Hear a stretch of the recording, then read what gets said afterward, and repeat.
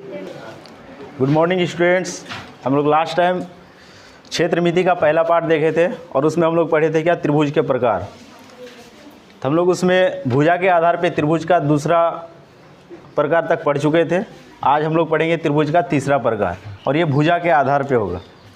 तो देखो यहाँ पे लिखा हुआ क्या, विषम बाहु त्रिभुज। इससे पहले हम लोग समद्वि बाहु त्रिभुज और समबाहु त्रिभुज के बारे में चर्चा किए थे।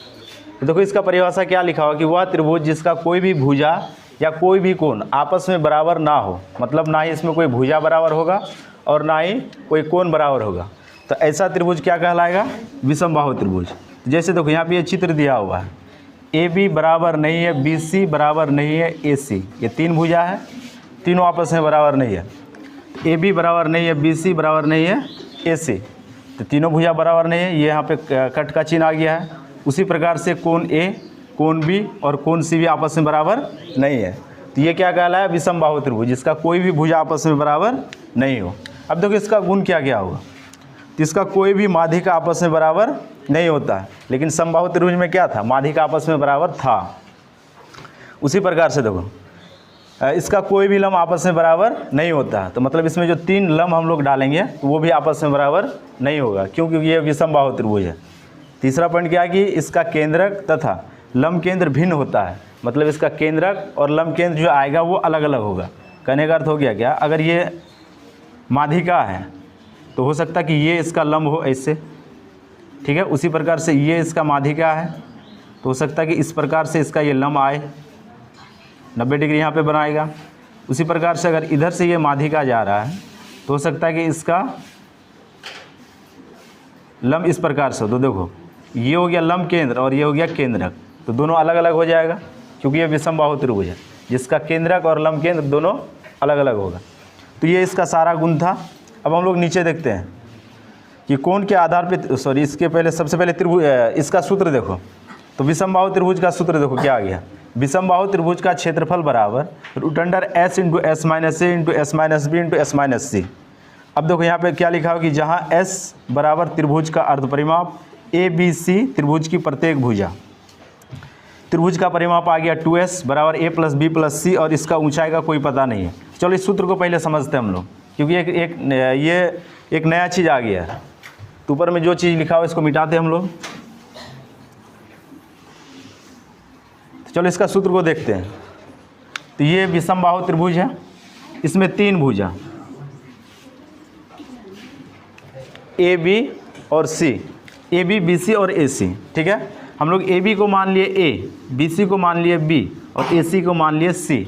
मतलब ये त्रिभुज का तीन भुजा है, उसमें से ए बी भुजा को ए माने हैं, बी सी भुजा को बी मान लिए और ए सी भुजा को सी मान लिए, ठीक। अब देखो अगर इसका परिमाप निकालेंगे तो हम लोग को पता है कि त्रिभुज का जो बाहरी घेरा होगा या फिर कोई भी ज्यामितीय आकृति, इसका जो बाहर वाला घेरा होता है यही क्या कहलाता है, इसका परिमाप। तो परिमाप क्या हो जाएगा, a प्लस बी प्लस सी, मतलब ए बी सी का कुछ मान दे देगा। हो सकता है इसका 5 दे दे, इसका 10 दे दे, इसका 7 दे दे, इस प्रकार से सभी भुजा का माप दे देगा। तो ए बी सी इसका कहलाए क्या, परिमाप।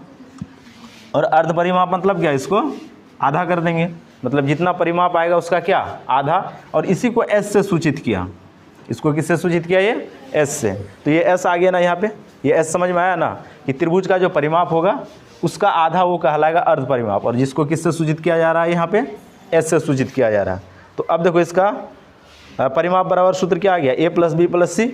अब देखो यहाँ पे परिमाप क्या था, a प्लस बी प्लस सी। अब ये दो इधर भाग में, तो इधर आके क्या हो गया, गुना हो गया। तो a प्लस बी प्लस सी के यहाँ पे हम लोग क्या लिख सकते हैं, 2S। तो ये इसका क्या हो गया, परिमाप हो गया। अब देखो यहाँ पे ये क्षेत्रफल लिखा हुआ कि S into S minus A, S minus B, S minus C. इस चीज़ को तुमको याद रखना है, सिर्फ इतना जानो कि S का मतलब क्या होता है और ए बी सी का मतलब क्या होता है। तो ए बी सी त्रिभुज का प्रत्येक भुजा और S मतलब क्या हो गया, त्रिभुज का अर्ध परिमाप। तो जब सवाल में इस प्रकार से दे देगा तीनों भुजा, तो वहाँ से हम लोग क्या निकालेंगे, अर्ध परिमाप। उसके बाद इसको सूत्र में बैठा देंगे तो हम लोग का आंसर आ जाएगा।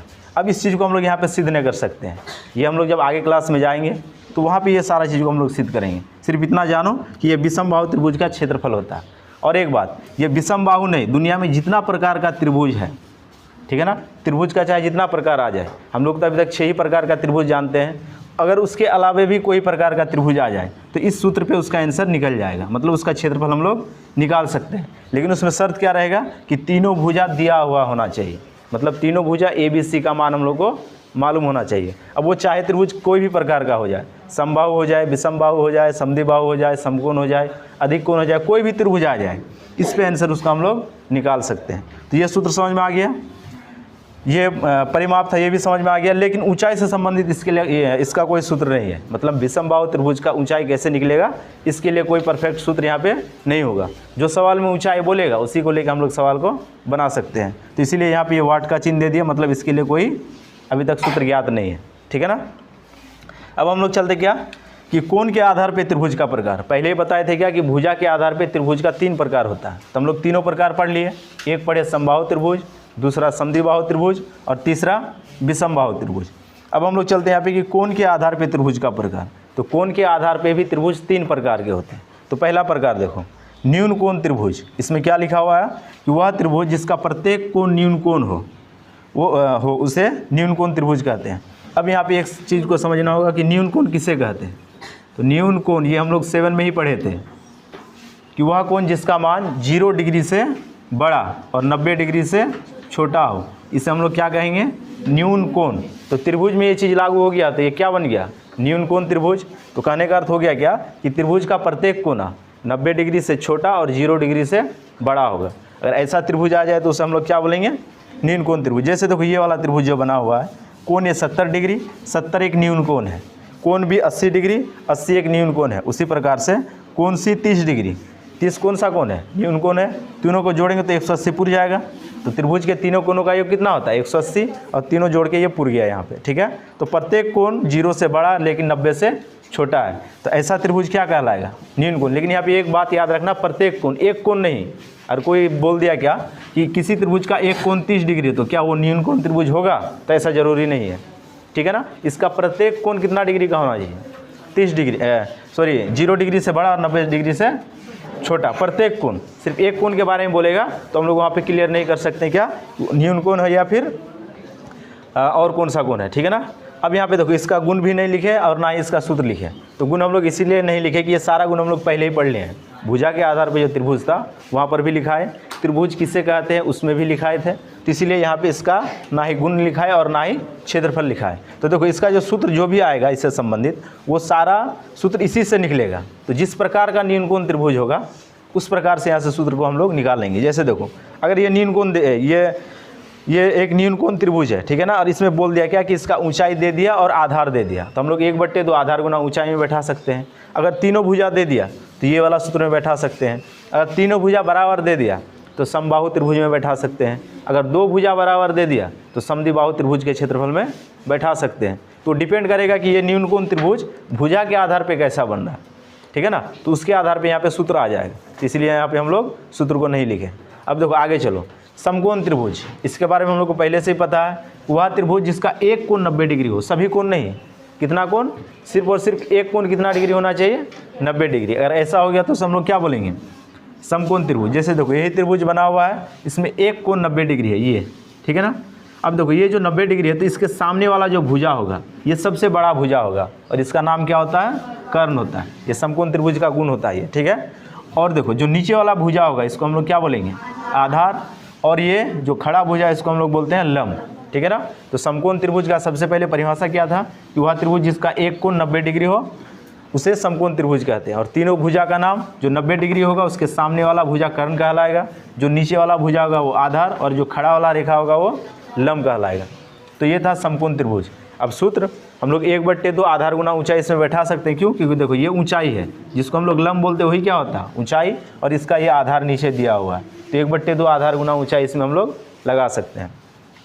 अब देखो अधिक कोण त्रिभुज, तो वह त्रिभुज जिसका एक कोण 90 डिग्री से बड़ा हो। प्रत्येक कोण के बारे में नहीं बोला, कितना कोण के बारे में बोला हो, एक कोण के बारे में बोला कि वह त्रिभुज जिसका कोई भी एक कोना 90 डिग्री से बड़ा हो जाए तो उसे हम लोग क्या बोलेंगे, अधिक कोण त्रिभुज, ठीक है ना। अब देखो इसका गुण जो भी था हम लोग त्रिभुज में ही पढ़े थे कि अगर किसी त्रिभुज में सबसे बड़ा कोण हो तो उसके सामने वाला भुजा क्या होगा, सबसे बड़ा, सबसे छोटे कोण के सामने वाला भुजा सबसे छोटा। इस चीज़ को हम लोग पहले ही पढ़े थे, इसलिए इस चीज़ को यहाँ पे लिखे नहीं, ठीक है ना। अब यहाँ पे देखो त्रिभुज का जितना प्रकार था वो सारा पढ़ लिए। भुजा के आधार पे त्रिभुज का 3 प्रकार पढ़े, समबाहु त्रिभुज, समद्विबाहु त्रिभुज और विषमबाहु त्रिभुज। कोण के आधार पे त्रिभुज 3 प्रकार पढ़े, एक पढ़े न्यून कोण त्रिभुज, एक समकोण त्रिभुज और एक अधिक कोण त्रिभुज। ठीक है, तो 3 और 3 6 प्रकार का त्रिभुज यहाँ पे समाप्त हो गया। तो द्विविमीय आकृति में पहला चीज़ हम लोग क्या पढ़ लिए, त्रिभुज और उसके प्रकार। ठीक है ना। अब द्विविमीय आकृति का दूसरा देखो, द्विविमीय आकृति में अब हम लोग पढ़ेंगे चतुर्भुज और उसका प्रकार। ठीक है ना। अब देखो यहाँ पे चतुर्भुज का परिभाषा, तो जिस प्रकार से त्रिभुज का परिभाषा था कि जिसमें 3 भुजा तथा 3 कोण हो उसे हम लोग त्रिभुज कहते हैं। ठीक है ना। तो त्रि मतलब 3 ही था, चतुर्थ मतलब क्या होगा 4। तो चतुर्भुज में क्या हो गया कि वह द्विविमीय आकृति जिसमें 4 भुजा तथा 4 कोण हो उसे चतुर्भुज कहते हैं। अब यहाँ पे वर्ड आ गया क्या, द्विविमीय। अब देखो चतुर्भुज का जितना भी प्रकार आएगा वो सारा कौन सा आकृति होगा, द्विविमीय आकृति ही होगा। वो चाहे समबाहु ये आयत आ जाए, वर्ग आ जाए, समचतुर्भुज आ जाए, सारा किसका प्रकार होगा, चतुर्भुज का ही प्रकार होगा। और उसमें किस आकृति का प्रकार हो जाएगा, द्विविमीय आकृति का प्रकार। ठीक है ना। अब देखो ये जो परिभाषा था कि वह द्विविमीय आकृति जिसमें 4 भुजा तथा 4 कोण हो उसे चतुर्भुज कहते हैं। तो ये यहाँ पे हम लोग चित्र बना दिए, इसमें 4 भुजा AB, BC, CD और AD, 4 भुजा यहाँ पे लिख दिए। कोण देखो, कोण A, कोण B, कोण C और कोण D, तो चारों कोण भी आ गया। अब चतुर्भुज का गुण देखो, चतुर्भुज में 4 भुजा तथा 4 कोण होता है, ये चतुर्भुज का चिन्ह होता है। जिस प्रकार से हम लोग त्रिभुज का चिन्ह को ऐसे दर्शाते हैं तो चतुर्भुज का चिन्ह को ऐसे देंगे। ठीक है ना। और कहीं भी ये वाला चिन्ह आया तो जान लो वहाँ पे त्रिभुज के बारे में बात कर रहा है, और कहीं पर अगर ये चिन्ह आ जाए तो जान लो वहाँ पे चतुर्भुज के बारे में बात कर रहा है। अब प्रकार जो हो जाए सवाल पे वो लिख देगा वो। अब देखो चतुर्भुज में 2 विकर्ण होते हैं, विकर्ण मतलब कोना कोनी रेखा, सम्मुख कोण को मिलाने वाला रेखा क्या कहलाएगा, विकर्ण। तो देखो A के सामने कौन सा कोण है, C, तो मतलब AC एक विकर्ण है। B के सामने कौन सा कोण है, D, तो BD एक विकर्ण है। तो 2 विकर्ण है ना, इसके अलावा हम लोग और कुछ नहीं खींच सकते इसमें। तो सम्मुख कोण को मिलाने वाला रेखा क्या कहलाता है, विकर्ण कहलाता है। ठीक है। तो चतुर्भुज में 2 विकर्ण होता है, तो 2 विकर्ण यहाँ पे निकल गया। अब आगे देखो तीसरा पॉइंट, चतुर्भुज के चारों कोणों का योग 360 डिग्री होता है। जैसे त्रिभुज में कितना था 180, अब इसमें कितना हो जाएगा 360। ये निकला कैसे, ध्यान देना, ये 360 कैसे हो गया। तो ऐसे भी जब हम लोग बहुभुज के प्रकार पढ़ेंगे तो वहाँ पे हम लोग इस चीज़ को सीखेंगे कि किसी भी त्रिभुज का कोण 180 डिग्री कैसे हो जाता है, या फिर चतुर्भुज का कोण 360 कैसे हो जाता है, पंचभुज का कुछ और निकल जाता है तो कैसे होता है। तो इस चीज़ को यहीं पर थोड़ा सा समझते हैं। ये हो गया ABC एक चतुर्भुज, ABCD एक चतुर्भुज बन गया। ठीक है। अब देखो किसी कोण को पकड़ो और वहाँ से विकर्ण को तुम खींचो, कितना विकर्ण खींच सकते हो, एक कोना से ही। तो देखो अगर कोण A को पकड़ेंगे तो इस A कोण से हम लोग सिर्फ और सिर्फ एक ही विकर्ण खींच सकते हैं, इसके अलावा कुछ विकर्ण खींच सकते हैं क्या, इसके अलावा और कोई विकर्ण को नहीं खींच सकते हैं। तो देखो अब इसमें 2 त्रिभुज बना, एक ये त्रिभुज बन गया और एक ये त्रिभुज बन गया। बनाना 2 त्रिभुज, एक त्रिभुज बना ABC और एक त्रिभुज बन गया ACD। तो इस त्रिभुज का टोटल कोण कितना 180, एक त्रिभुज का दूसरा त्रिभुज का टोटल कोणों का योग 180। ठीक है ना। तो टोटल कितना हो गया 360, तो 360 पूरा ना। तो ये चीज़ समझ में आ गया ना, ये 360 कैसे पूरा। उसी प्रकार से अगर पंचभुज बना दें, जैसे देखो यहाँ पे पंचभुज बनाते हैं, मतलब 5 भुजा जिसमें A B C यहाँ पे हो गया B, ये C, ये D और ये E है। ठीक है ना। अब देखो इसके टोटल कोणों का योग कितना होगा। तो देखो किसी भी एक कोना को पकड़ते हैं हम लोग, चलो मान लेते हैं C को पकड़े, C को E से मिला दिए। अब देखो C फिर A से भी मिलेगा।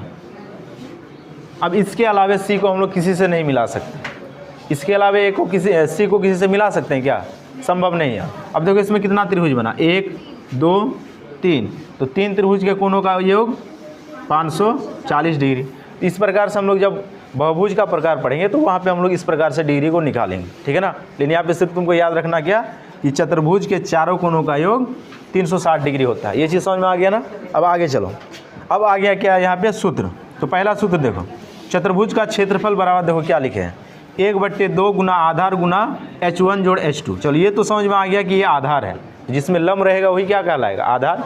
लेकिन यहाँ पे H1 और H2 क्या है, तो H1 मतलब पहली ऊंचाई, H2 मतलब दूसरी ऊंचाई। तो मतलब चतुर्भुज में 2 ऊंचाई दिया हुआ रहेगा और उसका जो आधार होगा, तो 2 ऊंचाई को जोड़ के आधार से गुना करके 2 से भाग दे देंगे तो निकल जाएगा क्या उस चतुर्भुज का क्षेत्रफल। तो चलो देखते हैं ये निकला कैसे सूत्र, इस चीज़ पे हम लोग डिस्कस करेंगे।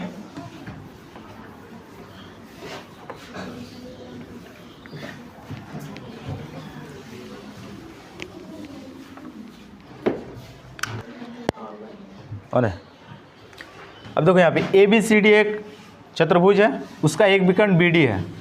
अब देखना इस पे हम लोग ऊंचाई को डालते हैं, एक कोना A से ऊंचाई को डाल दिए AP, और एक C से ऊंचाई डाल दिए CQ।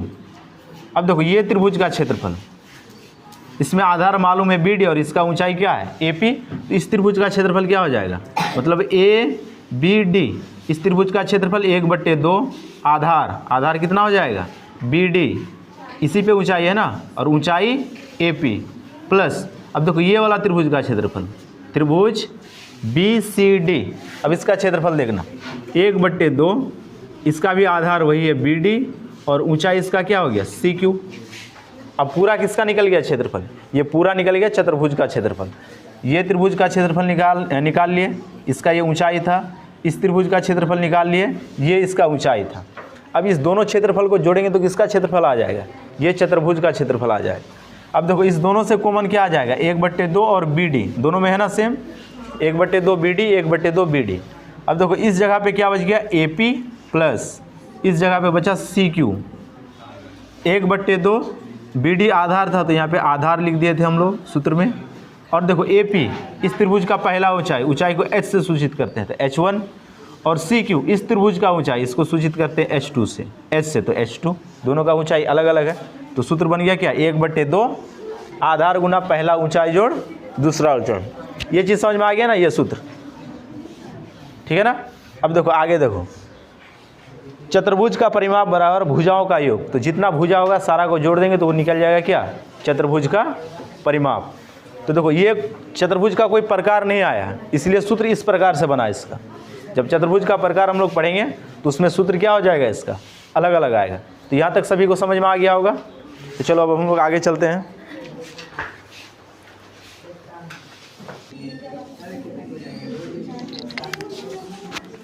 चलो अब हम लोग आगे देखते हैं यहाँ पे। तो चतुर्भुज के प्रकार, सबसे पहले चतुर्भुज का परिभाषा पढ़े, अब उसके बाद क्या आ गया यहाँ पे चतुर्भुज के प्रकार। तो पहला प्रकार क्या आ गया, आयत। अब देखो आयत का परिभाषा क्या है यहाँ पे, कि वह चतुर्भुज जिसके आमने सामने की भुजा बराबर तथा प्रत्येक कोण 90 डिग्री हो उसे आयत कहते हैं। तो देखो ये चतुर्भुज है, 4 भुजा है इसमें। अब इसके आमने सामने की भुजा मतलब AB के सामने CD और AD के सामने BC, ये आपस में बराबर हो गया, और प्रत्येक कोण 90 डिग्री, ये 90 डिग्री का चिन्ह होता है इस प्रकार से। और किसी भी कोण पे ये वाला चिन्ह मिल जाए तुमको तो वहाँ पे समझना क्या होगा कि वो 90 डिग्री का चिन्ह है, ठीक है ना। तो ये आमने सामने की भुजा बराबर और प्रत्येक कोण 90 डिग्री, तो मतलब AB बराबर CD, AD बराबर BC, कोण A बराबर कोण B बराबर कोण C बराबर कोण D बराबर 90 डिग्री, प्रत्येक कोण 90 डिग्री। तो इस प्रकार के चतुर्भुज को हम लोग क्या बोलेंगे, आयत। अब देखो यहाँ पे आयत का गुण क्या क्या है। पहला गुण देखो, इसके आमने सामने की भुजा बराबर तथा समानांतर, ये जो चिन्ह दिए यहाँ पे 2 लकीर इस प्रकार से, इसको बोलते हैं समानांतर, और इसके बारे में हम लोग 7 में ही पढ़े। तो देखो यहाँ पे पहला पॉइंट क्या था कि इसके आमने सामने की भुजा बराबर तथा समानांतर, ये किसका चिन्ह है, समानांतर। और कहीं भी तुमको इस प्रकार से 2 लकीर मिल जाए सीधा, इसको हम लोग क्या पढ़ेंगे, समानांतर। तो मतलब ये आमने सामने का भुजा तो बराबर है लेकिन समानांतर भी है, और समानांतर के बारे में हम लोग 7 में पढ़े थे क्या, कि इस प्रकार से 2 रेखा अगर आ जाए और ये अनंत तक इसका बीच का दूरी समान रहे, इसको हम लोग क्या बोलेंगे, समानांतर रेखा। तो इसीलिए समानांतर है, ठीक है ना। अब आगे देखो, इसके विकर्ण आपस में बराबर होते हैं। तो विकर्ण के बारे में क्या बताएं, ये जो कोना कोनी जो रेखा जाएगा, मतलब B के कोण से एक रेखा को खींचे D में मिलाएं, और A कोण से एक रेखा खींचे C में मिलाएं, मतलब सम्मुख कोण को मिलाने वाला रेखा विकर्ण, और इसका विकर्ण आपस में क्या होगा, बराबर।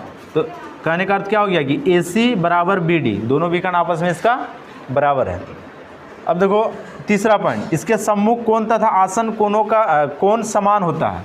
सम्मुख कोण मतलब आमने सामने का कोण, ये चीज़ तो पहले ही बता दिए कि देखो। अब यहाँ पे ध्यान देना कि कोण A का सम्मुख क्या हो जाएगा, C, उसी प्रकार से कोण B का सम्मुख D, ये दोनों आपस में बराबर होगा। ये क्या कहलाया, सम्मुख कोण, कि कोण ए बराबर कोण सी और कोण बी बराबर कोण डी, ये आपस में क्या होता है, बराबर। अब यहाँ पे एक और कोण का नाम आ गया, क्या, आसन कोण। आसन मतलब क्या, एक ही रेखा में जो जो कोण बनेगा वो सारा क्या कहलाएगा, आसन कोण।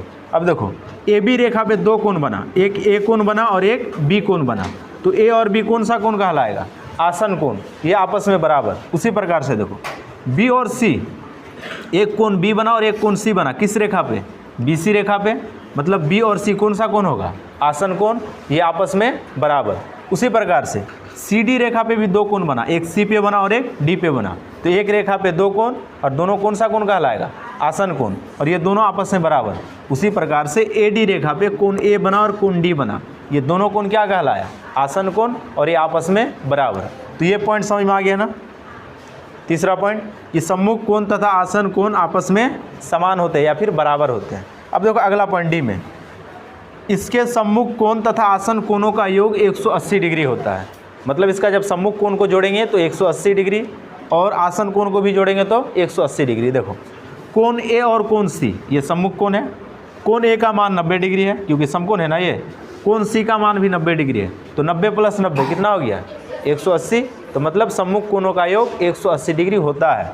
उसी प्रकार से बी डी, ये भी क्या, सम्मुख कोण, तो कोण बी प्लस कोण डी, 90 + 90 बराबर 180।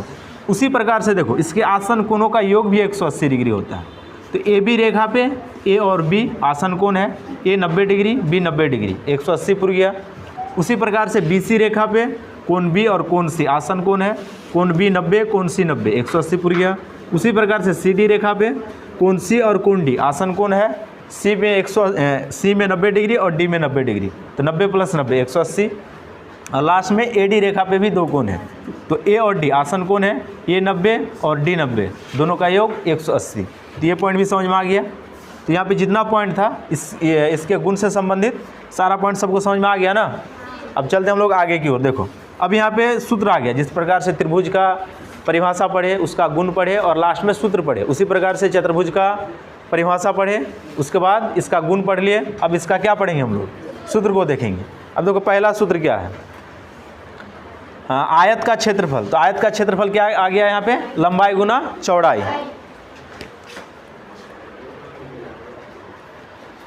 तब यहाँ पे ध्यान देना ये आया कैसे। तो देखो क्षेत्रफल, चलो ऊपर वाले को हम लोग मिटा देते हैं, यहाँ तक तो समझ में आ गया। चलो गुण तक को मिटा दिए। अब ध्यान देना यहाँ पे ये आयत है जिसके आमने सामने की भुजा बराबर, ए बी सी डी, ये आयत हो गया। ए बी सी डी के बराबर, बी सी ए डी के बराबर। जो सबसे लंबा भुजा उसको एल से सूचित करते हैं या फिर उसको लंबाई बोलते हैं, और इसके बनिस्पत जो छोटा होगा उसको हम लोग चौड़ाई बोलते हैं, और इसको बी से सूचित करते हैं।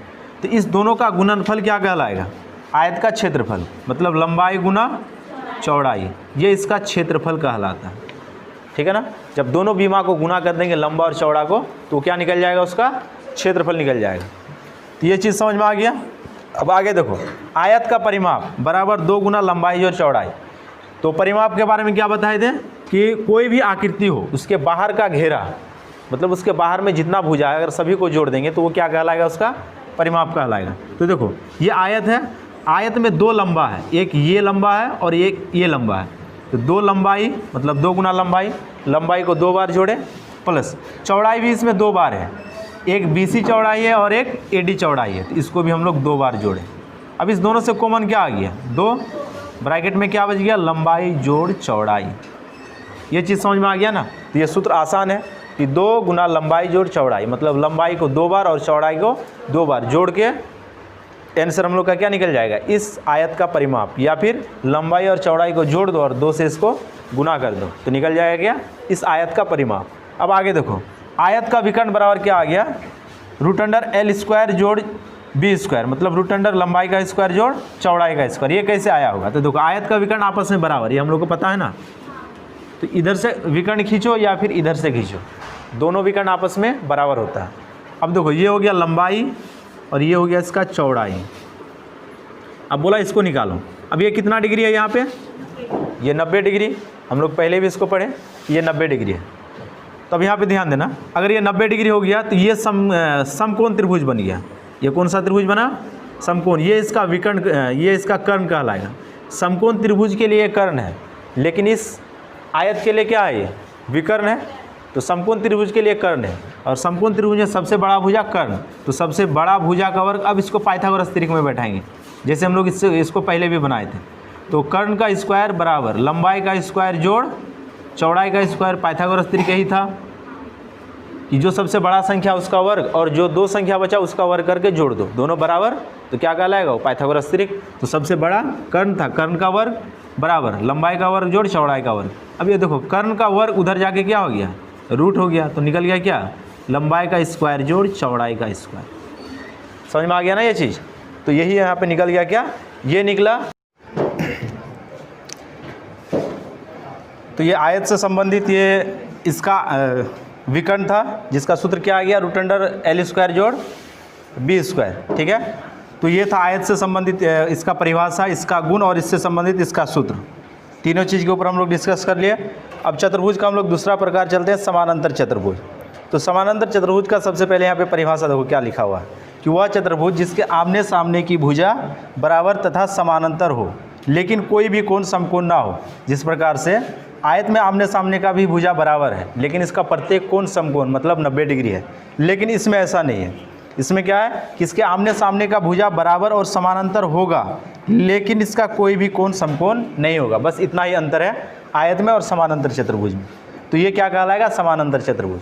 अब इससे संबंधित गुण को देखते हैं हम लोग। पहला गुण क्या है कि समानांतर चतुर्भुज के सम्मुख कोण आपस में बराबर होता है। सम्मुख कोण मतलब आमने सामने का कोण। जिस प्रकार से आयत में बराबर था, उसी प्रकार से समानांतर चतुर्भुज में भी बराबर है।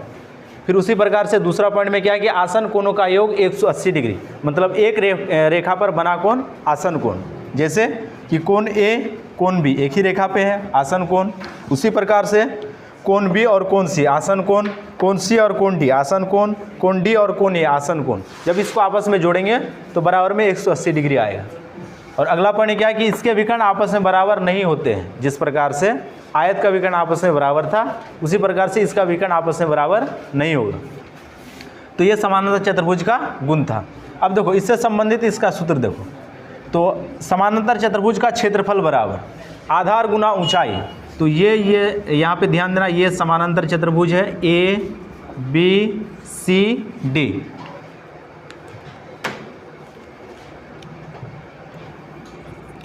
तो इस समानांतर चतुर्भुज में अगर एक ऊंचाई हम लोग यहाँ से डालें तो इस समानांतर चतुर्भुज के लिए ये बन जाएगा इसका आधार और ये इसका ऊंचाई। तो सूत्र क्या आ गया? समानांतर चतुर्भुज का क्षेत्रफल बराबर आधार गुना ऊंचाई। अगर कोई ऊंचाई इधर से डाल रहा है तो इसके लिए भी सूत्र वही होगा, आधार गुना ऊंचाई। लेकिन शर्त क्या होगा कि अब इसका आधार बदल जाएगा। ऊंचाई जैसे बदला उसी प्रकार से ये आधार भी बदल गया। तो ये सूत्र भी समझ में आ गया होगा। अब दूसरा सूत्र देखो, समानांतर चतुर्भुज का परिमाप। तो समानांतर चतुर्भुज का परिमाप बराबर हो जाएगा चारों भुजाओं का योग, क्योंकि इसके लिए डायरेक्ट कोई सूत्र नहीं है।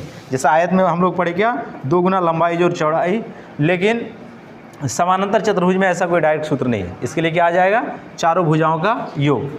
तो ये समानांतर चतुर्भुज का परिभाषा, उसका गुण और उससे संबंधित सूत्र, तीनों चीज़ को पढ़ लिए। अब हम लोग आगे चलेंगे क्या कि चतुर्भुज का तीसरा प्रकार। तो चतुर्भुज का तीसरा प्रकार क्या आ गया? वर्ग। अब इसका परिभाषा देखो कि वह चतुर्भुज जिसके चारों भुजा आपस में बराबर हो तथा प्रत्येक कोण 90 डिग्री हो, उसे हम लोग क्या बोलेंगे? वर्ग बोलेंगे। तो वर्ग में सभी भुजा आपस में बराबर और प्रत्येक कोण 90 डिग्री, जबकि आयत में आमने सामने का भुजा बराबर और प्रत्येक कोण 90 डिग्री। तो दोनों में अंतर सिर्फ क्या है? उसमें आमने सामने का भुजा बराबर, लेकिन इसमें सभी भुजा आपस में बराबर। अब इसका गुण देखते हैं। इसके प्रत्येक भुजा आपस में बराबर होता है, तो प्रत्येक भुजा इसके आपस में बराबर है। इसके प्रत्येक कोण 90 डिग्री होता है, तो प्रत्येक कोण 90 डिग्री इसमें है।